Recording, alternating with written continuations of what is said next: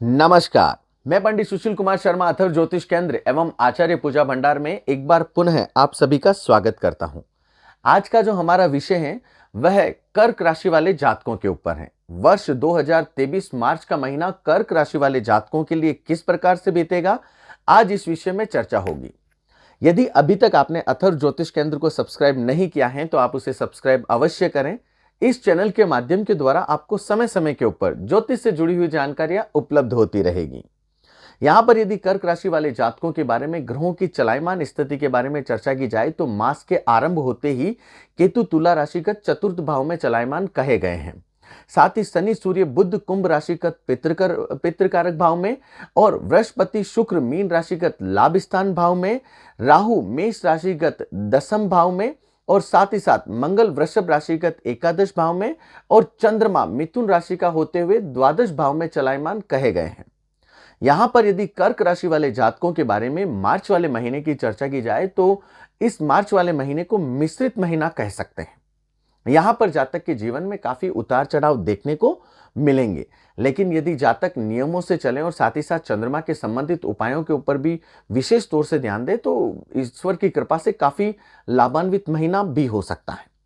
यहां पर यदि प्रथम सप्ताह की बात की जाए कि 1 से 7 मार्च के मध्य कर्क राशि वाले जातकों के बारे में समय किस प्रकार से बीतेगा, तो शुरुआती चरण जैसे 1, 2, 3 मार्च की यदि बात की जाए तो यह समय थोड़ा सा चिंताजनक हो सकता है। इस समयावधि में जातक के साथ में ऐसी घटनाएं हो सकती हैं जिसमें ऐसा कहते हैं ना कि कई बार मेरा इच्छा नहीं है मेरी, फिर भी मुझे वो कार्य करना पड़ रहा है। तो इस समयावधि में कुछ ऐसी परेशानियां जातक के साथ में जरूर हो सकती हैं। यहां पर यह भी कहा जा सकता है कि जातक यहां पर व्यवसाय को लेकर भी काफी कुछ चिंताओं से ग्रसित रह सकता है। कई बार कहते हैं ना कि चलते चलते हुए कार्य अटक गए हैं, या फिर कहीं ऐसा हो सकता है कि पार्टनरशिप में वाद विवाद उत्पन्न हो। यह भी हो सकता है कि कहीं ना कहीं जातक के कोई पैसा अटक गया हो।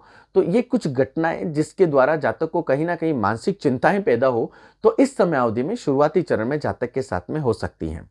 यहां पर 4 से 5 तारीख को सम्मुख चंद्रमा जातक को लाभ प्राप्ति के परम अवसर देगा। यहां पर यह कह सकते हैं कि इस स्थिति में जातक के कोई ना कोई महत्वपूर्ण कार्य जरूर होगा जिसके द्वारा लाभ प्राप्ति के परम अवसर जातक को प्राप्त हो। यहां पर यह भी कह सकते हैं कि इस समयावधि में परिवार के प्रति भी जातक सोचेगा, परिवार की तरक्की के परम योग भी बनेंगे। और यदि विद्यार्थी वर्ग जो पढ़ाई और शिक्षा के क्षेत्र में लगे हुए हैं उनको भी इस समयावधि में लाभ प्राप्ति के परम योग बनते हैं। यदि कोई प्रतियोगिता परीक्षा या इंटरव्यू के लिए गया हुआ है तो कर्क राशि वाले जातकों के लिए यह समय बहुत ही उपयोगी है।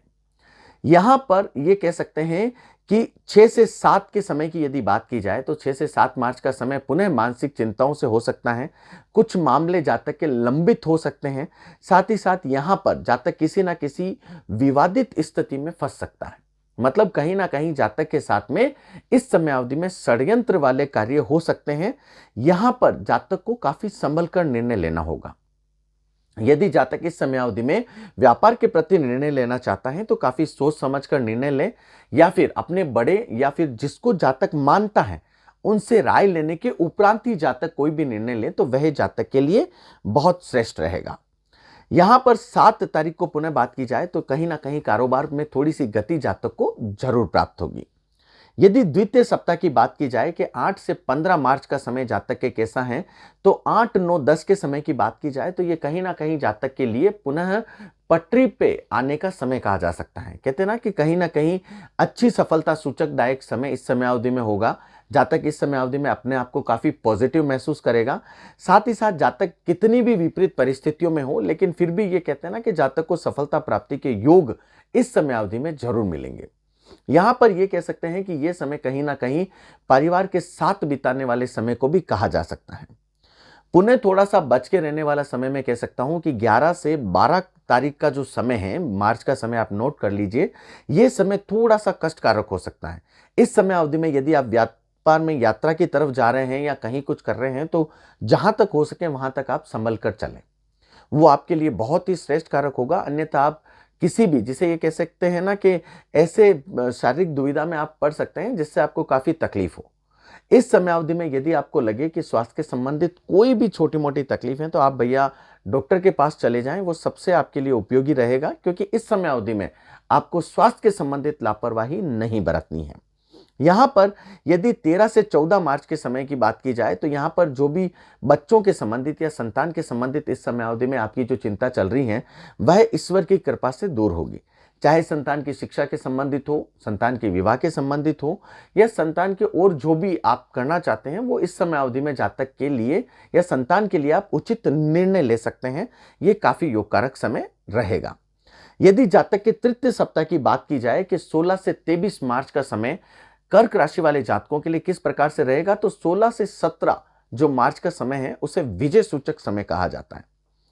विजय सूचक समय इसलिए कहा जाता है कि इस समय अवधि में आपके द्वारा जो भी कार्य होंगे, मतलब कुल मिलाकर आपके द्वारा जो परिश्रम हुआ है आपको उसका पूरा परिणाम मिलेगा।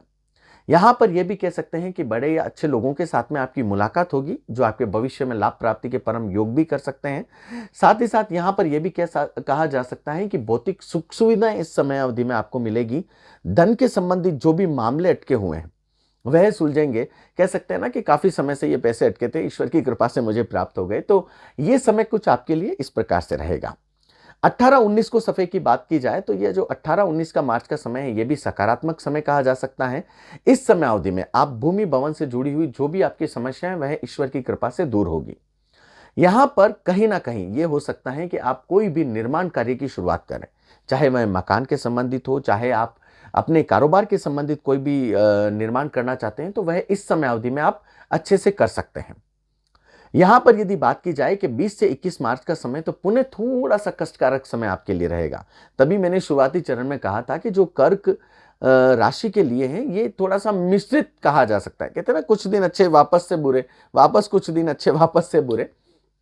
तो 20-21 मार्च के समय की यदि चर्चा की जाए तो ये पुनः थोड़ा सा कष्टकारक समय हो सकता है। इस समय अवधि में जहां तक हो सके आप वाहन काफी ध्यान से चलाएं, क्योंकि वाहन आप जितना ध्यान से चलाएंगे उतना आपके लिए काफी बेटर रहेगा, सुविधाजनक रहेगा। अन्यथा एक्सीडेंट योग बन सकते हैं। तो भैया स्पीड को जितना हो सके लिमिट से रखें। आप यदि 2 व्हीलर चला रहे हैं तो हेलमेट का उपयोग जरूर करें, और 4 व्हीलर चला रहे हैं तो भी आप स्पीड लिमिट को जरूर रखें, तो वो आपके लिए काफी अच्छे रहेगा। इस समय अवधि में कुछ ऐसे समाचार आपको सुनने को मिल सकते हैं जो आपके काफी घनिष्ठ हो, मतलब विच्छू होने के समाचार इस समय अवधि में आप सुन सकते हैं। साथ में यदि ये बात की जाए कि आपके यदि 22 से 23 के समय की यदि बात की जाए तो ये जो 22 से 23 मार्च का समय है ये कहीं ना कहीं आपको सफलता प्राप्ति के योग देगा। जिन जातकों के प्रतियोगिता परीक्षा है तो वो भैया विशेष तौर से पढ़ाई में लग जाएं, क्योंकि इस समय अवधि में यदि आपके किसी भी प्रकार का कोई भी कॉम्पिटिशन एग्जाम भी होता है तो सफलता प्राप्ति के योग आपके इस समय अवधि में हो सकते हैं।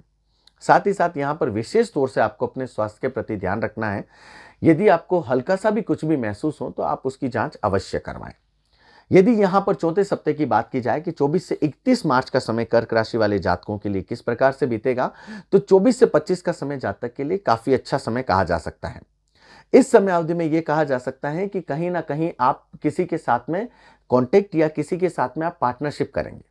यहां पर विशेष तौर से आपके लिए ख्याल रखने वाली बात है कि यदि आप पार्टनरशिप या कुछ भी करते हैं तो डॉक्यूमेंटेशन को आप अच्छे से जांचें, फिर उसके बाद में उसके ऊपर आप सिग्नेचर करें, या कोई भी निर्णय लेना हो तो उसके बाद में लें, तो ये आपके लिए अच्छा रहेगा। इस समय अवधि में यहां पर यह भी हो सकता है कि आपके जो भी कुछ लंबित मामले हैं, चाहे कोर्ट केस कचहरी के संबंधित हो, तो वह भी इस समय अवधि में आपके कहीं हद तक आपके पक्ष में आ सकते हैं। 26-27 मार्च की बात की जाए तो इसे सर्व लाभकारी समय कहा जा सकता है।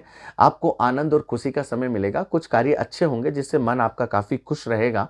यहाँ पर जो आपके शारीरिक संबंधित कोई दुविधा भी चल रही है तो ईश्वर की कृपा से वह भी इस समय अवधि में सही होगी। आमदनी के स्रोत, जिसे ये कह सकते हैं कि सोर्स ऑफ इनकम के जरिए आपके एक से अधिक इस समय अवधि में होंगे, तो ये भी एक अच्छा सूचक कहा जा सकता है। आप अपने मित्रों से मेल मिलाप भी इस समय अवधि में करेंगे। 28, 29, 30 के समय की यदि बात की जाए तो द्वादश भाव का चंद्रमा है भैया, 12वें भाव का चंद्रमा परेशानियां उत्पन्न करता ही करता है। इस समय अवधि में आप बिना वजह किसी से भी वाद विवाद ना करें, वो आपके लिए अति श्रेष्ठ होगा। राउंड अप कर दे आप इन तारीखों को कि 28, 29, 30 को यदि सामने वाला व्यक्ति आके भी आपसे वाद विवाद कर रहा है तो आपके भैया मैं हाथ जोड़ता हूं, मेरा कोई विचार नहीं। इस समय अवधि में यदि आप कोई भी ऐसा कार्य करते हैं तो आप अपमान के भागी होंगे, मान भंग हो सकता है, खर्च बढ़ सकते हैं, अनावश्यक आप दुविधा में पड़ सकते हैं और एक भरपूर जिसे कहते हैं ना प्रेशर और तनाव आपके जीवन में इस समय अवधि में रहेगा। कहते हैं ना कि एकदम जिसने सिर के ऊपर कोई वजन सा डाल दिया हो, तो विशेष तौर से इन तारीखों का आप ध्यान रखें तो आपके लिए श्रेष्ठ रहेगा। यहां पर यदि 30 की शाम के बाद और 31 के समय की बात की जाए तो पुनः आपका मन इस समय अवधि में शांत रहेगा। आत्मविश्वास से आप पुनः उत्प्रोत होंगे और अपने कार्य के प्रति पूरे तरीके से मन लगाकर आप जुट जाएंगे और ईश्वर की कृपा से जो आप कार्य कर रहे हैं उसमें भी आपको सफलता प्राप्ति के परम योग बनेंगे। साथ ही साथ यदि आप चाहते हो कि नहीं यार ये महीना मेरे लिए और भी अच्छा बीतता रहे, तो इसमें आपको विशेष तौर से ध्यान रखना है कि आप प्रत्येक सोमवार के दिन भगवान भोलेनाथ के अभिषेक जरूर करें। आप एक उपाय और कर सकते हैं जिससे भगवान चंद्रमा जो आपके दुविधा कर रहा है या आपको है ना जो लाभ प्राप्ति के योग कर रहा है, तो उसमें कहते हैं ना कहीं मेरे चंद्रमा को मैं शुद्ध करूं कि भैया मुझे बुरे प्रभाव ना देकर मुझे अच्छे प्रभाव ही मिले। तो उसके लिए आप ये भी काम कर सकते हैं कि 60 ग्राम से ऊपर प्योर चांदी के कड़े को अपने दाहिने हाथ में धारण करें। तो ये 2 ग्रहों के लिए आपके अच्छा रहेगा। प्रथम तो आपके शुक्र को सही करेगा और द्वितीय आपके चंद्रमा को भी सही करेगा। मतलब 2 ग्रहों के लिए चांदी का कड़ा आप धारण कर सकते हैं।